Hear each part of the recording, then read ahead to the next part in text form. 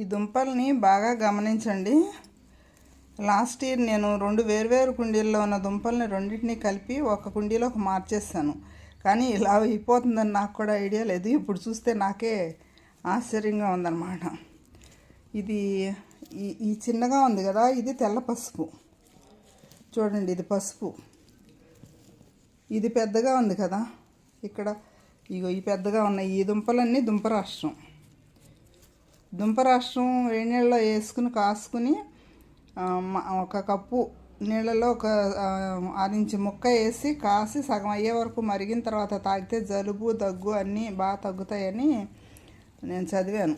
మా పెద్దవాళ్ళు కూడా వాడేవారు. బాలింతరాలకు బాగా వాడతారు. ఇది చూడండి, ఇదిగోండి, ఇక్కడ తెల్ల పసుపు ఉంది,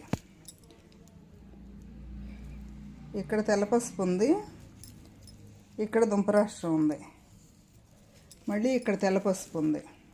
వీటిని విడదీయటం ఎట్లాగో తెలియదు, చాలా కష్టపడాలనుకుంటా విడదీయటానికి. బాగా విడిపోయి ఉన్నాయి. నేను ముక్కలు తీయకుండా విడదీద్దామని చూసా కానీ అన్నీ ముక్కలుగా అయిపోయేటట్టుగా ఉన్నాయి విడదీస్తే.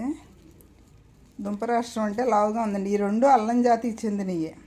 ఇది పసుపు జాతికి చెందింది. దుంపే పసుపు జాతికి పసుపు తెల్ల పసుపు జాతికి చెందింది. ఇదేమో అల్లం జాతికి చెందింది దుంపరాష్ట్రం.